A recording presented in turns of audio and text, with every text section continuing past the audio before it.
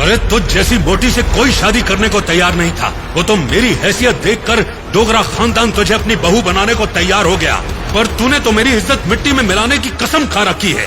120 kilo की अनिका को यूं तो अपने मोटापे की वजह से ताने सुनने की आदत सी हो गई थी, पर आज उसके साथ जो कुछ हो रहा था उसकी कल्पना उसने सपने में भी नहीं की थी। कल रात उसकी शादी कुणाल डोगरा से हुई थी, जो शहर के रईस डोगरा परिवार का बेटा है। शादी के 1 घंटे बाद ही कुणाल बिजनेस मीटिंग का हवाला देकर लंदन चला गया और सुबह होते ही अनिका ने अपने पापा से जो कहा वो सुनकर उनके पापा के पैरों तले जमीन खिसक गई। होश में तो है, कल ही तेरी शादी हुई है और आज तू कह रही है कि तू प्रेग्नेंट है। कुणाल तो शादी के तुरंत बाद लंदन चला गया था, तो फिर ये सब कैसे? कहीं शादी से पहले तो तू कुणाल से नहीं मिली थी?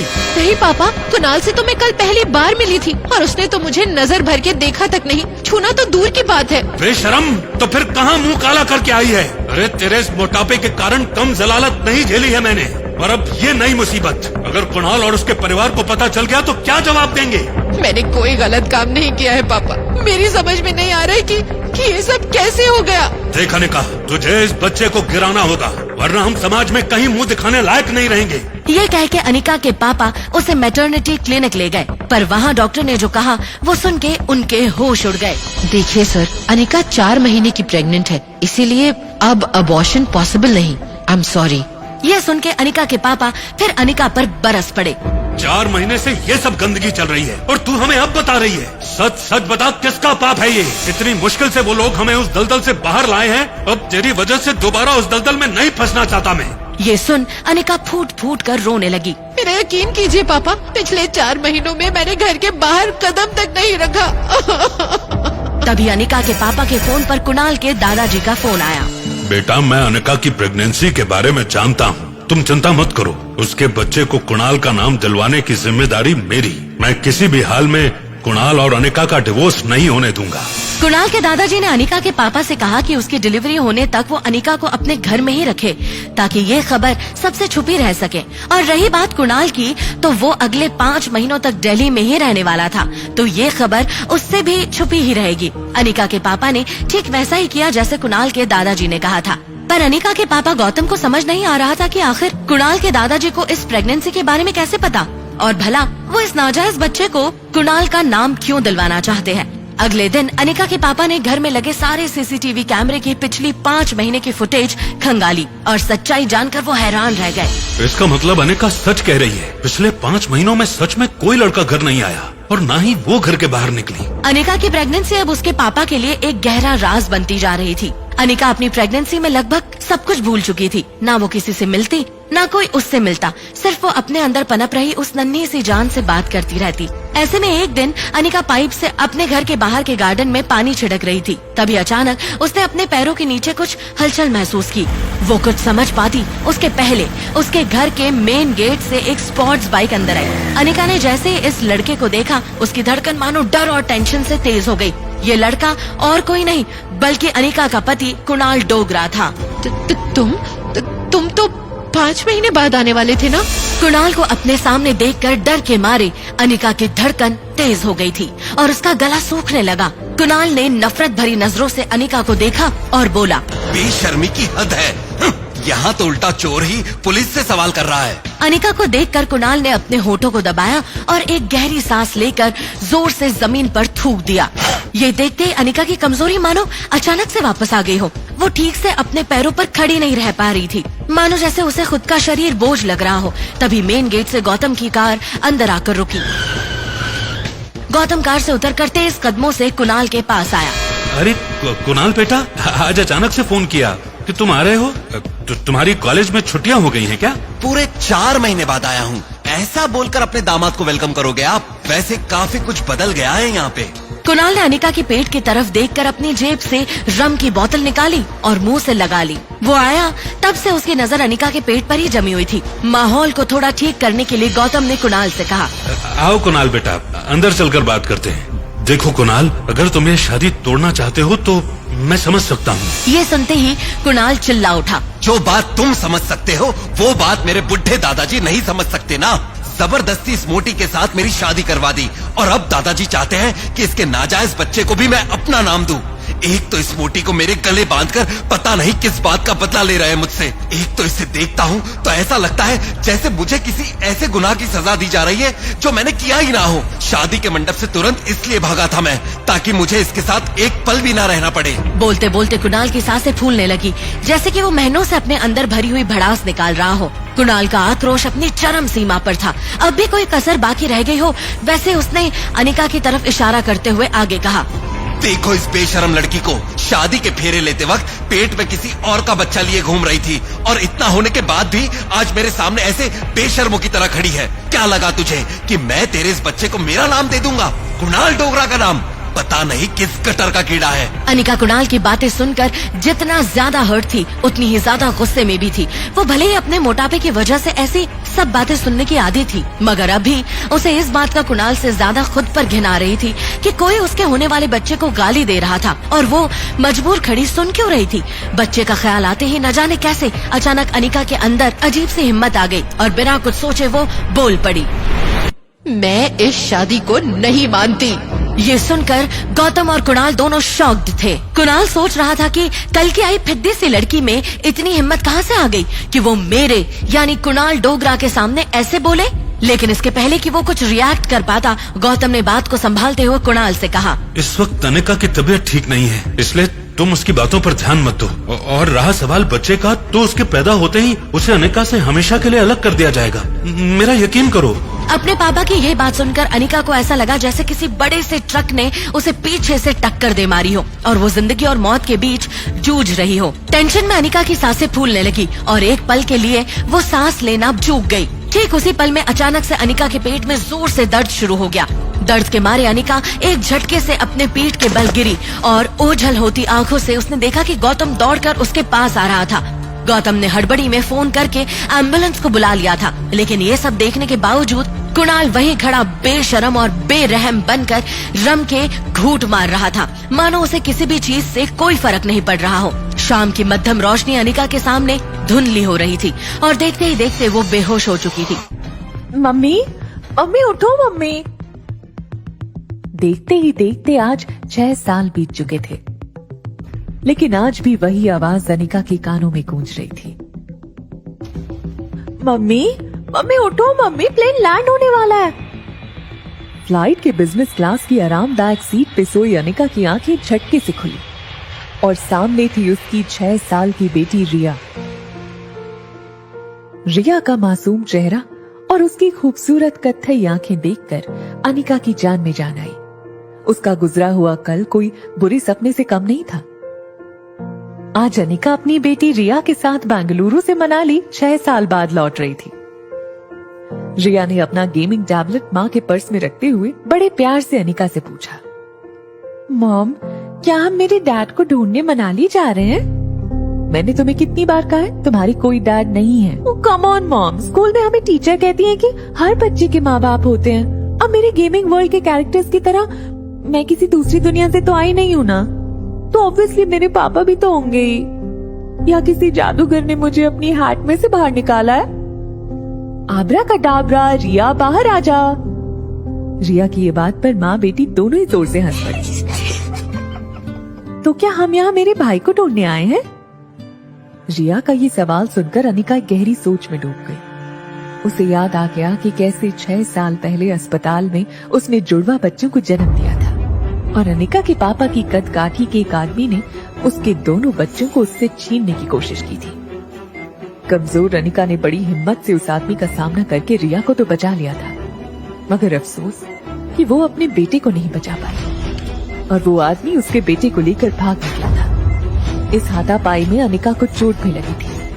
चोट इतनी गहरी थी कि उसका बचना लगभग नामुमकिन था और इसी वजह से अनिका की मौसी उसे अपने साथ बेंगलुरु ले आई थी, जहां अनिका का इलाज हुआ था। हालांकि इन 6 सालों में अनिका पूरी तरह से बदल चुकी थी। हार्मोनल इम्बैलेंस की वजह से बढ़ा हुआ उसका शरीर अब एकदम ही नॉर्मल हो चुका था। घने लंबे कमर तक के बाल, काली नोकीली आंखें, गोरे गोरे गाल with a perfect jaw line, गुलाब की पंखुड़ी जैसे नरम होंठ और सुराही लंबी गर्दन। शिफॉन की लाल साड़ी में अनिका की कमर ऐसी लग रही थी मानो कोई नदी समंदर से मिलने के लिए करवट ले रही हो। फ्लाइट अटेंडेंट हो या फ्लाइट के अन्य यात्री, सब लोग आते जाते अनिका पे एक नजर जरूर डालते। मासूमियत से सवाल कर रही रिया को ये नहीं पता था कि अनिका के मनाली लौटने का मुख्य कारण ये था कि पिछले 6 सालों में कुणाल के दादाजी किसी भी हालत में अनिका और कुणाल की शादी तोड़ने की मंजूरी नहीं दे रहे थे। लेकिन 6 साल बाद आखिरकार कुणाल की जिद के आगे उन्हें झुकना पड़ा और वो ये शादी तोड़ने के लिए राजी हो गए। मनाली वापस जाकर वो डिवोर्स पेपर्स पर साइन करने के साथ साथ अपने खोए हुए बेटे को भी ढूंढना चाहती थी। थोड़ी देर में फ्लाइट ने लैंड किया। अनिका चुपचाप अपना लगेज ट्रॉली पर डालकर और रिया का हाथ पकड़कर एयरपोर्ट के बाहर की तरफ निकलने लगी। तभी उसके फोन पर उसके पापा गौतम का फोन आया। अनिका के फोन उठाते ही गौतम ने बिना कोई खैर खबर पूछे अनिका से कहा, कुणाल तुम्हें लेने एयरपोर्ट आ रहा है, उसके साथ सीधे घर आ जाना। यहाँ तुम्हें 2 पेपर साइन करने हैं, एक डिवोर्स पेपर्स और दूसरे वो। खैर तुम घर आओ, मैं तुम्हें सब बताता हूँ। अनिका ने भी बिना कुछ कहे फोन काट दिया। 6 सालों में कुणाल भी काफी बदल चुका था। अब वो एक स्टूडेंट नहीं बल्कि एक बिजनेसमैन था। वो तो कनिका का इंतजार भी सिर्फ इसलिए कर रहा था क्योंकि उसे जल्द से जल्द कनिका से मुक्ति चाहिए थी। कुणाल ने बड़ी ही बेसब्री से अपने ड्राइवर से कहा, आज तक इस दुनिया में किसी आदमी को डिवोर्स मिलने की इतनी ज्यादा खुशी नहीं हुई होगी। किसी भी कीमत पर आज ही उस मोटी से मैं डिवोर्स पेपर्स पर साइन करवा लूंगा। कुणाल की ड्राइवर राजू ने बीड़ी फूंकते हुए कहा, आप फिक्र मत कीजिए, आज सुबह सुबह ही मैं माता के दर्शन करके निकला हूँ। मैंने भगवान से प्रार्थना की है कि आज आपकी 6 सालों पुरानी ये मनोकामना पूरी हो। आज आपके पेपर साइन हो ही जाएंगे। अब सिर्फ डिवोर्स नहीं चाहिए, अनिका की कंपनी भी तो चाहिए जो उसकी मरी हुई माँ उसके नाम करके गई थी। राजू, जिसने अपने हाथ में अनिका के नाम का बोर्ड पकड़ा हुआ है, वो उस बोर्ड को सीधा करते हुए कहता है, अरे वो फैक्ट्री भी मिल जाएगी, फिक्र नॉट। अच्छा सुन, उसको देखते ही हमेशा मेरा मूड ऑफ हो जाता है और आज इतने अच्छे दिन पर मैं अपना मूड खराब नहीं करना चाहता, इसलिए मैं उल्टा घूम के खड़ा हो जाता हूँ, ठीक है? तूने भले ही उसे ना देखा हो लेकिन तेरे हाथ में उसके नाम का बोर्ड देखकर वो तेरे पास आ ही जाएगी। कुणाल आलस लेते हुए उल्टा घूमने ही वाला होता है कि तभी अचानक उसकी नजर एयरपोर्ट के दरवाजे पर पड़ी। कुणाल ने एयरपोर्ट से बाहर आते हुए एक लड़की को देखा तो वो देखता ही रह गया। यार, इतनी खूबसूरत लड़की तो मनाली में कभी दिखी ही नहीं। कुणाल बिना वक्त गवाए रेलिंग कूदकर उस लड़की की ओर दौड़ पड़ा और अचानक से वो उस लड़की के सामने आकर खड़ा हो गया और उसका रास्ता रोक लिया। ये खूबसूरत लड़की और कोई नहीं बल्कि अनिका थी। कुणाल इस बात से बिल्कुल अनजान था। अचानक कुणाल को अपने सामने देखकर अनिका हैरान थी। उसे एक ही पल में वो सब कुछ याद आ गया जो वो हमेशा से भूलना चाहती थी। अनिका एक पल के लिए सहम गई और उसको लगा कि कहीं पहले की तरह कुणाल फिर से उसकी इंसल्ट न कर दे और इसीलिए अनिका सीधा कुणाल को थप्पड़ जड़ देना चाहती थी। मगर वो अपनी बेटी रिया के सामने कोई तमाशा नहीं करना चाहती थी। और तभी अचानक कुणाल बोल पड़ा, हेलो मिस गॉर्जियस, आप मनाली में पहली बार आई लगती हैं, क्योंकि अगर पहले आई होती तो ये तो पॉसिबल नहीं है कि अब तक आप मेरी नजरों से अननोटिस्ड रहती। अनिका ने रिया की तरफ देखा तो वो अपने टैब में वीडियो गेम खेलने में मस्त थी और क्योंकि उसने हेडफोन पहने थे उसे आसपास की कोई बात सुनाई नहीं दे रही थी। अनिका कुणाल की बात को अवॉइड करते हुए वहाँ से साइड होकर टैक्सी को आवाज देने लगी। Taxi, taxi. अनिका नहीं चाहती थी कि कुणाल उसे पहचाने। अरे अरे, टैक्सी की क्या जरूरत है, मैं अपनी गाड़ी में आपको जहाँ चाहे छोड़ देता हूँ ना। और एक मिनट, ये नन्ही गुड़िया कौन है? ये कहते हुए उसने रिया की तरफ इशारा किया और उसके गाल पर हाथ फिराया। लेकिन रिया जब टैब पर गेम खेल रही थी तब उसे कोई डिस्टर्ब करे वो उसे बिल्कुल अच्छा नहीं लगता, इसलिए टैब से बिना ऊपर देखे उसने अपना गाल चटक लिया। ओह, समझ गया, ये आपकी छोटी बहन है ना? ये सुनकर रिया जोर जोर से हंस पड़ी। तभी कुणाल को वापस गौतम का फोन आया। कुणाल ने जैसे ही फोन उठाया गौतम ने पूछा, क्या तुम्हें अनिका दिखी? ना दिखने के लिए आपकी बेटी कोई सुई तो है नहीं। जब वो गेट से बाहर आएगी तो सिर्फ वो ही दिखेगी, बल्कि उसके पीछे खड़े लोग भी दिखना बंद हो जाएंगे। हाँ। और वो रूडली फोन काट देता है। अनिका को कुणाल पर बहुत ही ज्यादा गुस्सा आ रहा था, लेकिन उसे बस अब जल्दी से टैक्सी चाहिए थी टैक्सी! सुनिए मिस, मैं आपको छोड़ देता हूँ ना। वैसे भी मैं जिसे लेने आया था, लगता है वो आई ही नहीं। आप अगर बेंगलुरु की फ्लाइट में आई हैं, तो आपने फ्लाइट में किसी बेहद मोटी औरत को देखा होगा। दरअसल 6 साल पहले वो 120 किलो की थी और अब 6 साल में तो उसने पक्का डबल सेंचुरी पार कर ही ली होगी। वैसे मुझे लगता है कि फ्लाइट वालों ने उसे बिठाने से मना कर दिया होगा। कहा होगा कि अगर तुम बैठोगी तो फ्लाइट कैसे उड़ेगी। कहते हुए वो खुद भी हंसता है और उम्मीद करता है कि उसके जोक से अनिका को भी हंसी आएगी, लेकिन अनिका बड़े ही ठंडे तरीके से उसको देखती रही। कुणाल ने भी अपनी हंसी को रोका और बोला, अजी छोड़िए, मैं भी किसकी बातें लेकर बैठ गया। कहाँ आप और कहाँ वो। तभी एक टैक्सी अनिका के पास आकर रुक गई। दूसरी तरफ पीछे से कुणाल का ड्राइवर हाथ में अनिका गुलेरिया का बोर्ड लेकर दौड़ा चला आ रहा था। वो आकर कुणाल के बाजू में खड़ा हो गया, मानो वो कुणाल को कुछ बताने आया हो। अनिका ने जल्दी जल्दी में रिया को टैक्सी में बिठाया और खुद जब टैक्सी में बैठने जा रही थी, तब कुणाल ने थोड़ा मायूस होते हुए कहा, वैसे आपको मनाली में किसी भी चीज की जरूरत हो तो सिर्फ एक ही नाम याद रखिएगा, कुणाल डोगरा। किसी से भी मेरा नाम पूछिएगा, मेरे घर तक छोड़ जाएगा आपको। टैक्सी वहां से निकलने ही वाली थी कि तभी कुणाल ने टैक्सी रोकी और विंडो के पास झुककर बड़े ही फ्लर्टियस अंदाज में कहा, अरे मिस, आप नाम तो बताती जाओ। ये सुनकर अनिका ने कुणाल को देखते हुए अपनी आंखों से काला चश्मा निकाला और बड़े ही तेज और कटीली नजर से कुणाल को देखते हुए बिना किसी भी हाव भाव से धीरे से कहा, अनिका गुलेरिया। कुणाल ये सुनकर दंग रह गया, लेकिन तभी टैक्सी के अंदर बैठी अनिका ने कुणाल के पीछे खड़े ड्राइवर के हाथ का बोर्ड दिखाते हुए कहा, तुम अनिका गुलेरिया को पिक करने आए हो ना। अब तक कुणाल भी अनिका के नाम वाला बोर्ड देख चुका था। उसने सोचा कि टैक्सी में बैठी लड़की बस वो बोर्ड का लिखा नाम पढ़ रही थी। अरे उस मोटी को तो मैं टैक्सी से भेज दूंगा, आप दोनों आराम से मेरे साथ कार में चलिए ना। कुणाल की ये बात सुनकर अनिका ने उसे एक एरोगेंट स्माइल दी और टैक्सी ड्राइवर को टैक्सी चलाने को कह दिया। कुणाल के मुंह पर धुआं छोड़ती टैक्सी रफ्तार पकड़कर कुणाल के सामने से निकल गई।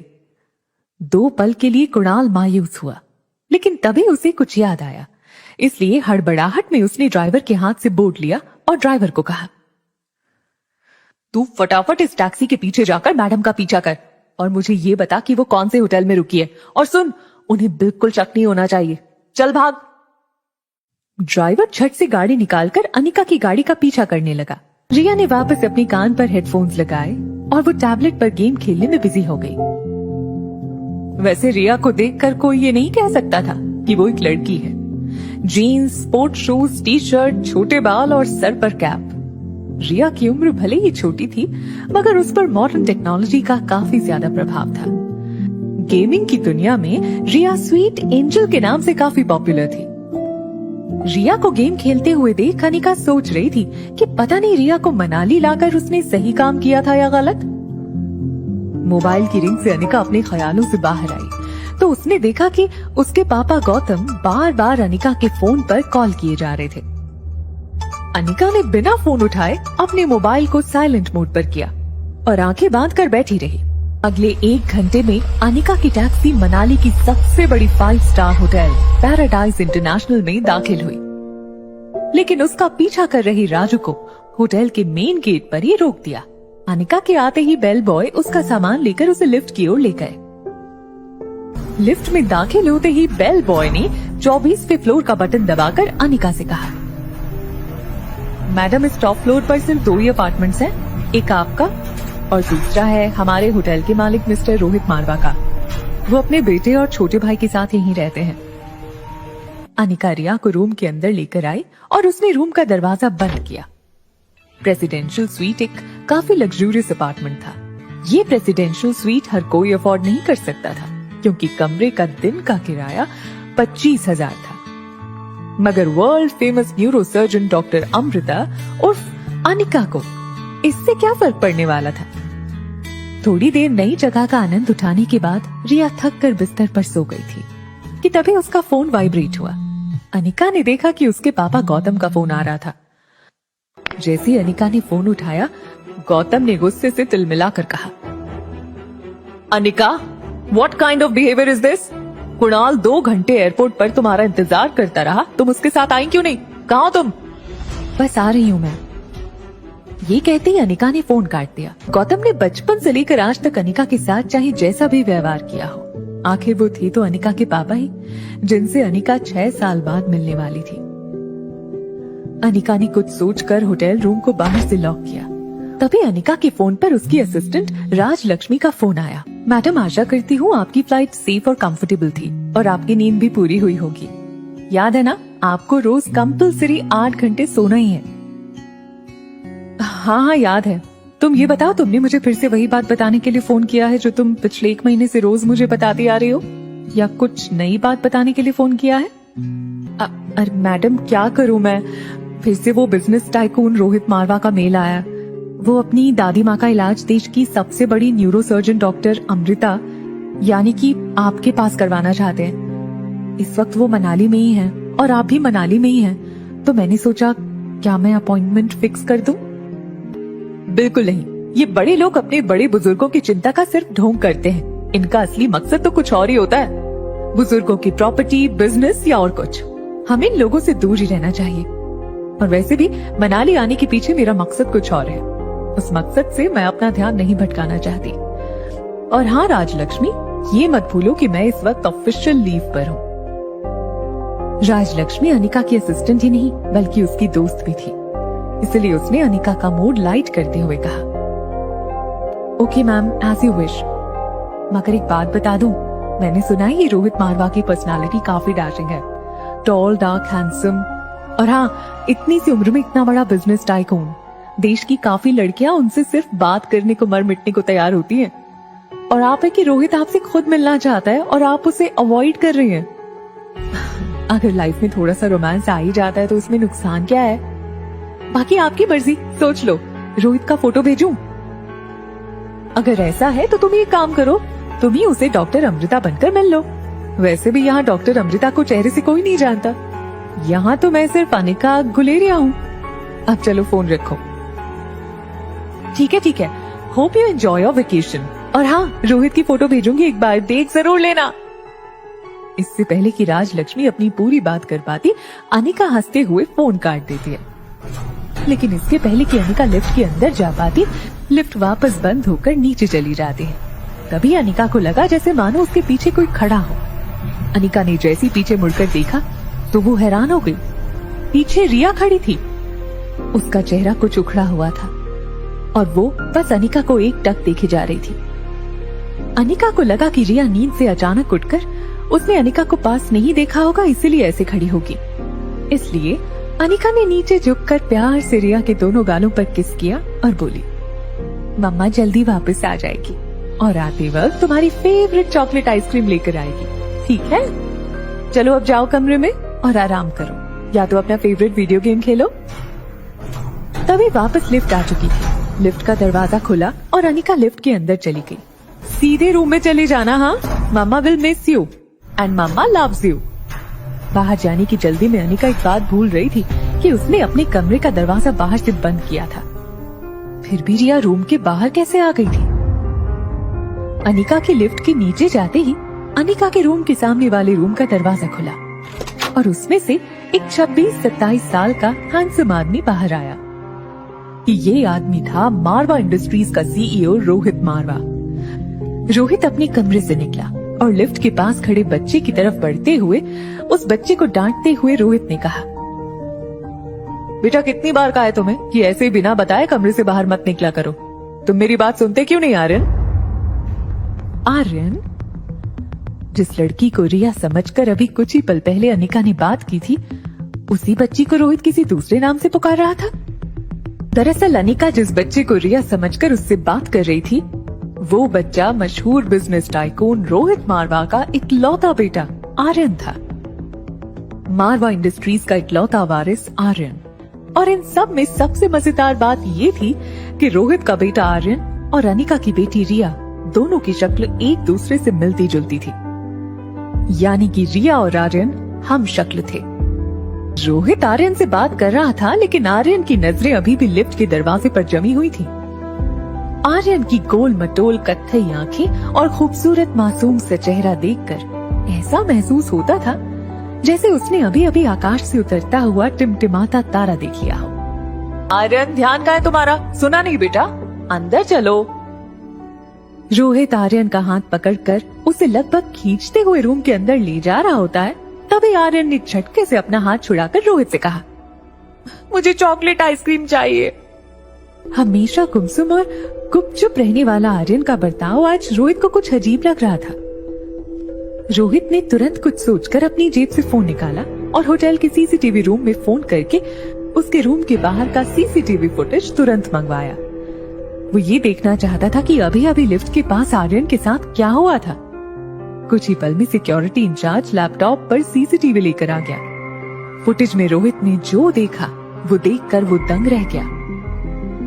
आर्यन एक ऐसा बच्चा था जो किसी अजनबी से तो दूर बल्कि रिश्तेदारों से भी ज्यादा बात नहीं करता था, ना ही उसके पापा के अलावा किसी के साथ मिक्स होता था। लेकिन सीसीटीवी में आर्यन ने एक बिल्कुल अनजान औरत को अपने पास आने दिया, यहाँ तक कि उसे किस भी करने दिया। ये बात रोहित को बड़ी अजीब लगी। रोहित सोच रहा था कि ये कैसे हो गया। वही आर्यन बार बार दोहरा रहा था, चॉकलेट आइसक्रीम चाहिए, मुझे चॉकलेट आइसक्रीम चाहिए। दूसरी तरफ अनिका गुलेरिया हाउस पहुंच गई थी। घर के मेन गेट से अंदर आते ही अनिका को महसूस हुआ कि घर के अंदर पार्टी चल रही थी। वहीं कहीं एक बोर्ड लगा हुआ था जिसपे लिखा था, हैप्पी बर्थडे कामिनी। कामिनी यानी अनिका की सौतेली छोटी बहन। उसी के बर्थडे की पार्टी चल रही थी। तभी गार्डन के किसी कोने से एक लड़की के गिरने की आवाज आई। अनिका ने आवाज की दिशा में घूम कर देखा तो एक लड़की जमीन पर गिरी हुई थी। अनिका को याद आया कि वो लड़की अनिका की बुआ की बेटी प्रीति थी। अगले साल मिस हिमाचल बनूंगी और उसके बाद मिस इंडिया। क्या तुम अब भी कहोगे कि तुम्हारी अनिका दीदी मुझसे ज्यादा खूबसूरत है? हाँ, अनिका दीदी सबसे ज्यादा सुंदर है। अच्छा, एक काम करते हैं, वोटिंग कर लेते हैं। आपको वोट करना है कि इस मोटी और मुझ में ज्यादा खूबसूरत कौन है, ठीक है? ये बात कहकर कामिनी ने अपने एक दोस्त से सिगरेट जलाने का लाइटर लिया और उससे अनिका की फोटो जला दी। दूर खड़ी अनिका चुपचाप ये सब देख रही थी। कामिनी ने जले हुए फोटो के टुकड़े एक जूस के ग्लास में मिला दिए और कहा, तो गाइस, क्या आप अपने वोट के साथ तैयार हो? तो बोलो, मुझे कितने वोट? कामिनी के दोस्तों ने अपने हाथ कामिनी को वोट देने के लिए एक साथ हवा में उठा लिए। बेचारी प्रीति, सारे वोट तो मुझे ही मिल गए, तुम तो हार गई। चलो कोई बात नहीं, अब हार गई हो तो तुम्हें सजा भी मिलनी होगी। तो तुम्हारी सजा ये है कि तुम्हारी इस खूबसूरत मोटी दीदी के जले हुए फोटो की राख को मैंने इस जूस के गिलास में मिला दिया है। तुम्हें बस ये जूस पीना है। लेकिन जैसे ही प्रीति ने उस जूस को पीने से मना किया, कामिनी ने प्रीति के मुंह को अपने हाथ से पकड़कर उसके गालों को दबाया और कामिनी ने प्रीति को जबरदस्ती वो जूस पिलाने की कोशिश की। लेकिन इसके पहले कि वो प्रीति के मुंह में जूस डाल पाती, ऐन वक्त पर अनिका ने गुस्से में कामिनी का हाथ इतना कस के पकड़ा था कि कामिनी की चीख निकल गई। बिन माँ की अनिका को बचपन में साक्षी बुआ से ही माँ का प्यार मिला था और प्रीति तो मानो अनिका की कजन नहीं बल्कि सगी छोटी बहन हो। प्रीति ठीक से उठ पाए उसके पहले कामिनी ने प्रीति को उसकी कलाई से पकड़कर वापस जमीन की ओर पटक दिया। ध्यान से देखो इस मोटी को, ये पागल प्रीति कह रही है कि ये मोटी मुझसे ज्यादा सुंदर दिख रही है। अब तुम लोग बताओ, जिससे ये मोटी सुंदर लगे वो तो कोई पागल ही होगी ना। अनिका दीदी सचमुच बहुत सुंदर है, बस उनका वजन थोड़ा सा ज्यादा है। यू स्टूपिड गर्ल, तुझे पता भी है कि खूबसूरती क्या होती है? मुझे देख, मेरे फेस को, मेरी बॉडी को देख, ये होती है खूबसूरती। ऊपर से मैं मेडिकल स्टूडेंट हूँ और इस साल मिस मनाली कंपटीशन भी जीत चुकी हूँ। अनिका ने कामिनी के हाथ से ग्लास छीनकर कहा, हार और जीत का फैसला खेल खत्म होने के बाद होता है और खेल अब तक खत्म नहीं हुआ। अनिका ने जमीन पर गिरी प्रीति को उठाया। वो समझ गई कि ये लड़की और कोई नहीं बल्कि उसकी अनिका दीदी ही थी। प्रीति अनिका का नाम लेकर तुरंत उसके गले लग गई। ये देखकर कामिनी शॉक थी। वो समझ नहीं पा रही थी कि कल तक की 120 किलो की अनिका आज इतनी फिट, फाइन और गॉर्जियस कैसे दिखने लगी। ये चमत्कार आखिर हुआ कैसे? आसपास खड़े कामिनी के सभी दोस्त भी सरप्राइज हो गए। दोस्त आपस में ही बातें करने लगे। पहला दोस्त, अरे यार, ये अनिका इतनी खूबसूरत कैसे हो गई? दूसरा दोस्त, ये तो किसी फिल्म की हीरोइन जैसी लगती है, अनिका ने बड़े ही रुआब से कहा। चलो, जीत किसकी हुई ये तो पक्का हो गया। अब जो सजा तय की थी वो पूरी कर ली जाए। ये कहते हुए अनिका ने कामिनी की कलाई को पकड़ा और अनिका ने वही जूस का ग्लास कामिनी को देते हुए उसे पीने को कहा। कामिनी ने गुस्से से अनिका के हाथ को झटक दिया, जिससे जूस का ग्लास नीचे गिर गया। ये कैसे हो सकता है? तुम इतनी कैसे बदल गई? तभी ग्लास टूटने की आवाज सुनकर गौतम और अनिका की सौतेली माँ मनीषा वहाँ भागते हुए आ गई। उनके वहाँ देखते ही कामिनी ने नाटक शुरू कर दिया और एकदम से बेचारी बनकर कहने लगी, देखो माँ, पापा, अनिका मेरी बर्थडे पार्टी में आकर मेरी पार्टी खराब करना चाहती है। मैंने सिर्फ इतना पूछा कि तुमने अपना वजन कैसे घटाया, तो मुझसे कहने लगी कि अब मैं तुमसे काफी ज्यादा खूबसूरत हूँ। भला तुम्हारी औकात ही क्या है मेरे सामने? और ये कहते ही कामिनी झूठ मूठ रोने लगी। बस करो अब अनिका, बहुत तमाशा हो गया। एक डिवोर्स पेपर पर साइन करने के लिए कितना नाटक करोगी? और घर के अंदर चलो, कुछ जरूरी बात करनी है तुमसे। घर में घुसते ही गौतम दरवाजा बंद करता है। देखो अनिका, जो हो गया सो हो गया। हम लोगों को और परेशान करके तुम्हें क्या मिलेगा? तुम मेहरबानी करके इन 2 कागजात पर साइन कर दो। अनिका ने देखा तो उसके सामने रूम के सेंटर टेबल पर 2 पेपर्स और एक पेन पड़ा था। अनिका ये सुनकर थोड़ा चौंक गई। वो यहाँ अपने डिवोर्स पेपर पर साइन करने आई थी। फिर ये दूसरे पेपर्स किस चीज के थे? दरअसल तुमसे डिवोर्स लेने के बाद हम, यानी कि मैं और तुम्हारी नई माँ चाहते हैं कि कुणाल और कामिनी की शादी हो जाए। कुणाल को भी इस शादी से कोई एतराज नहीं है और कामिनी तो पहले से ही कुणाल को पसंद करती थी। बस कुणाल के दादाजी की एक ही इच्छा है। अनिका, दरअसल तुम्हारी माँ के गुजर जाने के बाद उसकी फार्मा कंपनी जो तुम्हारे नाम पर हो गई थी, वो कंपनी तुम अपनी छोटी बहन कामिनी को शादी के तोहफे में दे दो बेटा। मैंने सारे डॉक्यूमेंट्स तैयार करवा लिए हैं, तुम सिर्फ सिग्नेचर कर दो। अनिका ये सुनकर कुछ देर गौतम की ओर देखती रही। वो सोच रही थी कि क्या सच में उसके पापा ने वो कह दिया था जिसे वो सुनकर भी मानना नहीं चाहती थी। और तो और वो कभी सोच भी नहीं सकती थी कि डोगरा खानदान के साथ रिश्ता बनाए रखने के लिए उसके पापा इतना नीचा गिर सकते हैं। बिना कुछ कहे अनिका पेपर्स की तरफ आगे बढ़ी। उसने पेन उठाया और कुछ सोचकर वो डिवोर्स पेपर के पन्नों पर फटाफट साइन करने लगी। तलाक के पेपर्स पर साइन करने के बाद उसने धीरे से अपनी माँ की कंपनी के कागजात उठाए और बोली, अपना कहने को इस दुनिया में इस कंपनी के अलावा कुछ नहीं है मेरे पास। माफ कीजिएगा, लेकिन ये कंपनी मैं आपको नहीं दे सकती। अनिका बड़ी ही शालीनता से मना करके सीधा वहाँ से निकल जाती है। गौतम और मनीषा को यकीन नहीं हो रहा था कि अनिका, जो आज तक उसके पापा की हर एक बात चुपचाप मान लेती थी, उसने आज उनकी बात मानने से साफ मना कर दिया था। अनिका की सौतेली माँ मनीषा भागकर अनिका के पीछे जाती है और उसे रोकते हुए बोली, क्यों हमें बर्बाद करने पर तुली हो अनिका? पहले एक बिन बिहाई माँ बनकर तुमने समाज में हमारी इतनी इज्जत उछाली, वो कम थी क्या? अब अपनी बहन की जिंदगी भी बर्बाद करना चाहती हो? अनिका घर के मेन गेट से बाहर निकलने ही वाली थी कि तभी कामिनी उसके सामने आ खड़ी हुई और बोली, तुम्हें क्या लगा तुम वो कंपनी मेरे नाम नहीं करोगी तो कुणाल मुझसे शादी नहीं करेगा? वहम है ये तुम्हारा।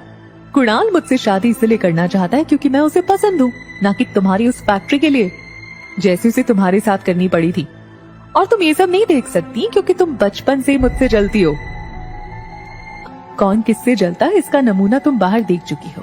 और रहा सवाल बचपन का, तो तुम्हें तो आदत है मेरी हर चीज को छीनने की। मेरे लिए जो भी अच्छे कपड़े, अच्छे खिलौने, अच्छी सैंडल आती थी, वो तुम ही तो रख लेती थी। लगता अभी भी वो आदत गई नहीं तुम्हारी। जिस लड़के को मैंने डिवोर्स दिया उसी से तुम शादी करना चाहती हो। तो ठीक है, कर लो, कोई बात नहीं, मगर कंपनी तो मैं नहीं दे सकती। बचपन में अनिका का फायदा हर कोई उठा ले जाता था, लेकिन इसके बावजूद उसके मुंह से कभी चूं तक नहीं निकलती थी। लेकिन किसी को नहीं पता था कि अनिका का शरीर ही नहीं, उसका मन, उसके विचार, हर कुछ इन 6 सालों में बदल चुका था। आज अनिका को इस तरह सबके अरमानों पर पानी फेरता देख सब लोग गहरे शौक में थे। समझती क्या हो तुम खुद को? वजन घटा लिया तो जबान भी लड़ाना सीख गई हो क्या? चाहे कुछ भी कह लो, मैं कल भी तुमसे ज्यादा खूबसूरत थी और मैं हमेशा तुमसे ज्यादा खूबसूरत रहूंगी। दिखने में भी तुमसे आगे और पढ़ने में भी तुमसे आगे। कुछ ही साल में मैं डॉक्टर बन जाऊंगी। मुझ जैसी लड़की को छोड़कर कुणाल तुम्हारे पास वापस आ ही नहीं सकता। तो चलो एक और शर्त लगाएं। अनिका की ये बात सुनकर न जाने क्यों कामिनी का कॉन्फिडेंस अचानक से थोड़ा कम हो गया, क्योंकि कहीं न कहीं उसे हकीकत पता थी। तभी घर के मेन गेट के बाहर से कुणाल की आवाज आई। कहाँ गई वो मोटी? मुझे एयरपोर्ट पर 2 घंटे वेट करवाया, आज छोड़ूंगा नहीं उसे। कुणाल की बात सुनकर कामिनी टेंशन में आ गई, लेकिन अनिका वहीं खड़ी कामिनी के सामने मुस्कुरा रही थी। कुणाल की आवाज सुनते ही कामिनी डर गई। वो नहीं चाहती थी कि कुणाल अनिका का ये बदला हुआ रूप देखे। वो दौड़कर गार्डन के बाहर की ओर गई। किसी तरह गिरती पड़ती कुणाल के पास पहुंचकर फूली हुई सांसों से उसने कुणाल से कहा, कुणाल अंदर मत जाओ। मेरा मतलब उस मोटी के मुंह लगकर आज के दिन तुम अपना मूड खराब मत करो ना, प्लीज। लेकिन कुणाल ने कामिनी को साइड में धकेलते हुए अंदर जाने की कोशिश की। इससे कामिनी और ज्यादा घबरा गई और उसने अपने दोनों हाथों से ताकत लगाकर कुणाल को पकड़कर वहीं रोक लिया। कुणाल इस वक्त इतना गुस्से में था कि उसने वहीं खड़े खड़े अनिका पर चिल्लाना शुरू कर दिया। हाँ, समझती क्या है वो अपने आप को? 2 घंटे तक मुझे एयरपोर्ट पर धूप में खड़ा रखा। वो दरअसल तुमसे मिलने में उसे शर्म आ रही थी ना। जब गई थी तब 120 किलो वजन था, अब 6 साल बाद और भी मोटी हो चुकी है ना, इसलिए। ध्यान भटकाने के लिए कामिनी धीरे से अपनी उंगलियां कुणाल की जैकेट पर फेरने लगी। देखो कुणाल, आज मेरा बर्थडे है और आज मैं तुम्हें एक ऐसी गिफ्ट देने वाली हूँ जो तुम हमेशा याद रखोगे। वैसे मम्मी पापा अंदर बैठकर अभी अनिका से डिवोर्स पेपर्स पर साइन करवा रहे हैं। You know what? वो तो मान ही नहीं रही थी। वो तो थोड़े पैसों का लालच दिया तब जाकर वो डिवोर्स पेपर्स पर साइन करने को राजी हुई। Come with me. मैंने तुम्हारे और तुम्हारे दोस्तों के लिए बंगले के पीछे शानदार दावत रखी है। तुम अपने दोस्तों के साथ वहाँ एंजॉय करो। मैं अभी तुम्हारी मनपसंद शराब और खाना भिजवाती हूँ। कहते हुए वो कुणाल का हाथ पकड़कर उसे घर के पीछे की तरफ ले गई। उसी वक्त कुणाल के फोन पर उसके ड्राइवर राजू का मैसेज आया, जिसमें लिखा था होटल पैराडाइज इंटरनेशनल। मैसेज पढ़कर कुणाल के गुस्से से लाल चेहरे पर तुरंत ही एक स्माइल आ गई। उसे लगा कि अब तो बहुत ही जल्द वो एयरपोर्ट वाली लड़की से उसकी दूसरी मुलाकात होगी। कामिनी भागी भागी घर के आगे की तरफ अपने दोस्तों के पास आई और उन सब से कामिनी ने कहा कि जाओ और जाकर कुणाल को एंटरटेन करो और उसको बातों में उलझा कर रखो, ताकि वो अनिका की तरफ ना जाए और वो अनिका का बदला हुआ रूप ना देख सके। उसके दोस्तों की जाते कामिनी तेज कदमों से अनिका के पास आई, जो एक कोने में खड़ी सब कुछ देख रही थी। कामिनी ने झट से अनिका का हाथ पकड़ा और इधर उधर देखते हुए वो अनिका को घर के अंदर ले गई। ओके फाइन, क्या चाहती हो तुम? छोटी बहन हो तुम मेरी। बस इतना कहूंगी, कुणाल के पीछे इतना पागलपन ठीक नहीं। वो अच्छा लड़का नहीं है। Just shut up, mind your own business. मुझे सब पता है कौन कैसा है। अगर तुम्हें मेरी इतनी फिक्र है तो कंपनी मेरे नाम क्यों नहीं कर देती? अनिका कामिनी जितनी शातिर नहीं थी, लेकिन अब वो पहले जैसी भोली और ना समझ भी नहीं रही थी। कामिनी के इस सवाल से अनिका इतना तो समझ चुकी थी कि कामिनी को समझाने का कोई फायदा नहीं था, इसीलिए वो आगे कुछ भी कहे बिना मुड़कर जाने लगी। ये देखकर कामिनी तुरंत अनिका के सामने उसका रास्ता रोककर जा खड़ी हुई और फिर टेबल पर पड़े कंपनी के पेपर्स उठाकर बड़े ही स्टाइल में पन्ने पलटते हुए कामिनी बोली, वैसे किसके लिए बचा कर रखनी है ये कंपनी? अपने किसी यार के लिए या अपनी उस नाजायज औलाद के लिए? इसके पहले कि कामिनी बात खत्म करती, अनिका ने कामिनी को जोरदार तमाचा जड़ दिया। खबरदार, अगर मेरी बच्ची को नाजायज कहा तो जबान खींच लूंगी, and I mean it. Anika को कामिनी ने पहले कभी इतने गुस्से में नहीं देखा था। बिना कुछ कहे वो चुपचाप अनिका का रास्ता छोड़कर साइड में जाकर खड़ी हो गई। अनिका गुस्से में अपना पर्स उठाकर बंगले से बाहर निकल गई। जैसी अनिका ने टैक्सी रोकी, तभी वहाँ भागते हुए प्रीति आई। अनिका ने प्यार से प्रीति के गाल पर हाथ फेरा और फिर टैक्सी में बैठकर चली गई। टैक्सी में बैठकर अनिका ने पर्स से सनग्लासेस निकाले और पहन लिए। अनिका के आंसुओं का दौर अब तक नहीं ढला था। वो दुनिया में हर चीज से लड़ सकती थी, मगर कोई उसकी बेटी को नाजायज कहे, ये उसे बर्दाश्त नहीं था। लेकिन इसके साथ ही उसके पास इस बात का भी कोई जवाब नहीं था कि रिया का बाप था कौन। 6 सालों में अनिका आज तक उसकी जिंदगी की सबसे बड़ी पहेली को सुलझा नहीं पाई थी कि उसे किसी भी लड़के ने छुआ तक नहीं था। फिर भी वो कैसे प्रेग्नेंट हो गई थी? वो ये सब सोच ही रही थी कि तभी अचानक उसे कुछ याद आया। अनिका ने आंसू पोंछते हुए पर्स से अपना फोन निकाला और उसने अपनी फार्मा कंपनी के पुराने वफादार मैनेजर मनोज को फोन लगाया। अनिका बेटी, कैसे हो? क्या बात है? आज इतने सालों बाद कंपनी की मालकिन ने इस मुलाजिम को याद किया? नहीं अंकल, मैं तो सिर्फ कागज पर कंपनी की मालकिन हूँ। कंपनी के असली मालिक तो आप हैं। एक्चुअली अंकल, बस ये पूछने के लिए मैंने फोन किया था कि कंपनी ठीक तो चल रही है ना? बेटा, यूं समझ लो, डूबती नाव में छेद पकड़ के बैठा हूँ। फिर भी सालाना 4-5 लाख का प्रॉफिट हो जाता है, जो मैं गौतम जी को भिजवा देता हूँ। तुम कहो तो अब से तुम्हें भिजवा दूंगा। नहीं अंकल, उसकी कोई जरूरत नहीं है। खैर, आप अपना ख्याल रखिए। फोन काटकर अनिका वापस से गहरी सोच में डूब गई। वो सोच रही थी कि आखिर ऐसी क्या बात है इस छोटी सी कंपनी में जो डोगरास हाथ धोकर इस कंपनी के पीछे पड़ गए हैं। पहले मेरे जरिए ये फैक्ट्री हड़पने की कोशिश की और उसी के चलते कुणाल से मेरी शादी करवाई। शादी के बाद मैं तुरंत प्रेग्नेंट हो गई और फिर बैंगलोर चली गई। इसलिए मुझसे कंपनी मांगने का मौका नहीं मिला इन्हें। इसलिए अब कामनी के जरिए मुझसे कंपनी हड़पना चाहते हैं, वो भी ऐसी कंपनी जो ठीक से चल भी नहीं रही है।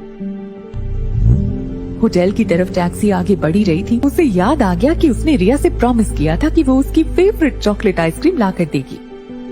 इसलिए उसने टैक्सी रास्ते में रोककर अपना प्रॉमिस पूरा करने के लिए चॉकलेट आइसक्रीम खरीदी और वापस टैक्सी में बैठकर होटल की तरफ चल दी। होटल के रिसेप्शन से होकर अनिका लिफ्ट के पास पहुंचने ही वाली थी कि 4-5 बॉडीगार्ड उसके आगे आ गए और हड़बड़ाहट में उन्होंने अनिका का रास्ता रोक लिया। इसी दौरान अनिका के हाथ से सामान जमीन पर गिर गया।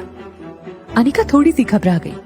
उसे लगा कहीं कंपनी पानी के चक्कर में किसी ने मेरे पीछे गुंडे तो नहीं भेजे। कौन है आप लोग और इस तरह से मेरा रास्ता रोकने का क्या मतलब है? सॉरी मैडम, हमें आपका सामान चेक करना होगा। बॉडीगार्ड ने नीचे झुककर वो पार्सल जमीन से उठाया और उसे खोलकर चेक किया और फिर अचानक एक बॉडीगार्ड ने अपनी उंगली आइसक्रीम पैक में डाली और फिर वही उंगली उसने अपने मुंह में डाल दी और फिर वो ब्लूटूथ पर किसी से बात करने लगा। Yes sir, positive, it is chocolate ice cream. तभी एक टॉल, स्मार्ट और हैंडसम आदमी उसके सामने आकर खड़ा हो गया। अनिका ने रोहित की फोटो देखी थी, वो उसे तुरंत पहचान गई। लेकिन इस वक्त रोहित अनिका के लिए किसी गुंडे से कम नहीं था।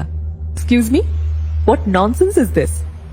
You can't do this with me, I will call the police. अचानक रोहित की नजर अनिका के चेहरे पर पड़ी।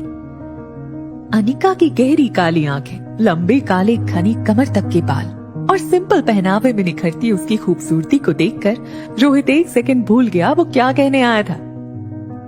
तभी दूसरे पल को वो अपनी सेंसेस में आया और चेहरे पर बिना किसी भाव के उसने कहा, हाँ परफेक्ट, पहले खुद चोरी करो फिर खुद ही पुलिस बुलाओ। मुझसे और मेरे बेटे से दूर रहना। एक्सक्यूज मी, मैं कब तुम्हारे पास आई? एंड लिसन, इस आलिशान होटल का मालिक होने का ये मतलब नहीं है कि तुम अपनी गेस्ट के साथ ऐसी बदतमीजी करोगे। I can sue you in the court mister Rohit Marwa. I knew it. तो तुम जानती हो कि मैं रोहित मारवा हूँ और ये होटल मेरा है। तब तो ये भी जानती होगी कि मेरे परिवार वाले मेरी शादी करवाना चाहते हैं, लेकिन मुझे मेरे बेटे के लिए सौतेली माँ नहीं चाहिए। इसलिए तुमने प्लान बनाया होगा कि पहले मेरे बेटे को फंसा लो तो फिर बाप अपने आप कंट्रोल में आ जाएंगे। क्यों? अनिका अपनी इंसल्ट का बदला ले तो सकती थी, लेकिन रिया की सेफ्टी के लिए वो कोई तमाशा खड़ा नहीं करना चाहती थी। स्टे अवे फ्रॉम माई सन। इतना कहकर रोहित मुड़कर जाने लगा।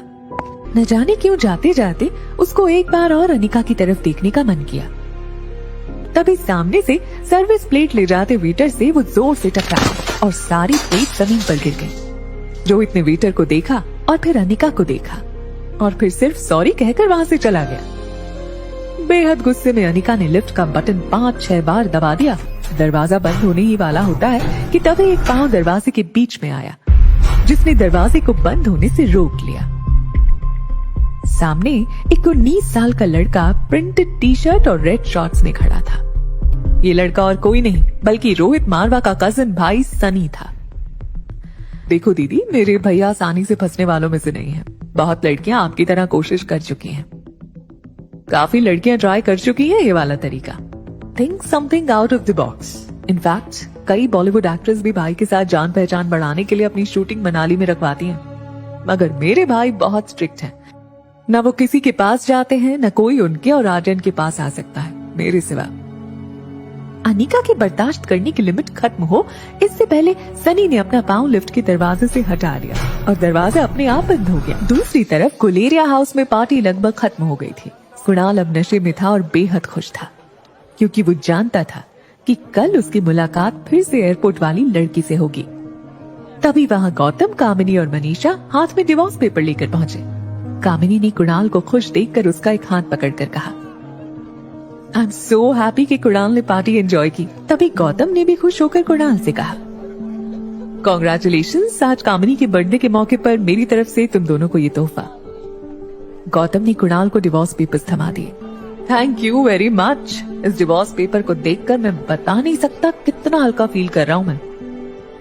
I am a free bird again, but not for long time. जल्दी तुम्हारी और कामिनी की शादी कर देंगे। इसमें सिर्फ डिवोर्स पेपर्स हैं। जब तक कंपनी के पेपर्स नहीं होंगे तब तक ना मेरे घर वाले शादी करवाएंगे ना मैं करूंगा। कुणाल आखिरी पैग नीच पी लेता है और वहां से निकल जाता है। Hotel paradise. तिल मिलाई अनिका अपने कमरे में आई। उसे ये समझ नहीं आ रहा था नीचे लॉबी में उसके साथ हुआ क्या और क्यों हुआ। उसने होटल बदलने का मन बना लिया और रिया को लेने बेडरूम में गई। बेडरूम का दरवाजा खोलकर उसने देखा रिया बिल्कुल शांति से सो रही थी। तभी उसके फोन में एक नोटिफिकेशन आया। उसके डॉक्टर अमृता नाम वाले मेल बॉक्स में रोहित मारवा का मैसेज आया था। Want to meet you urgently. एक पेशेंट है जिसके दिमाग का ऑपरेशन करना है जो सिर्फ आप कर सकती हैं। मैसेज पढ़कर अनिका को अपनी इंसल्ट का बदला लेने का मौका मिल गया था। दिमाग का इलाज पहले आपको करवाना चाहिए। रोहित को समझ नहीं आया कि डॉक्टर अमृता जैसी बड़ी न्यूरोसर्जन उसे ऐसा क्यों कह रही थी। रोहित ने मेल पर कुछ टाइप किया लेकिन फिर मैसेज डिलीट कर दिया और अपनी कंपनी के आईटी हेड सैम को फोन लगाया। Hello Sam. रोहित की आवाज सुनकर सैम को जैसे पसीने छूटने लगे। रोहित का प्रभाव लोगों पर कुछ ऐसा था कि अगर रोहित ने याद किया है तो जरूर कोई गड़बड़ हुई होगी। Yes sir, anything I can do for you. मेरे ऑफिशियल मेल अकाउंट पर डॉक्टर अमृता का मेल आया है। पता करो वो मेल की लोकेशन कहाँ है। वो जहाँ भी होंगी मैं उसे चार्टर फ्लाइट में जाकर मनाली ले आऊंगा। सर एक्चुअली कोई नेटवर्क हमें अपनी क्लाइंट का एग्जैक्ट लोकेशन नहीं शेयर करेंगे। It's illegal. But sir give me some time, I will try and find out. निराश होकर रोहित ने फोन काट दिया। तभी उसके फोन पर सनी का मैसेज आता है, भैया come fast, Aryan is not well. Rohit उसी वक्त लिफ्ट की ओर दौड़ने लगा। आर्यन पर जरा सी तकलीफ आई तो रोहित बर्दाश्त नहीं कर सकता था। जब तक लिफ्ट 24वें फ्लोर पर पहुंचती है तब तक तो रोहित के मन में हजारों ख्याल गुजर चुके थे।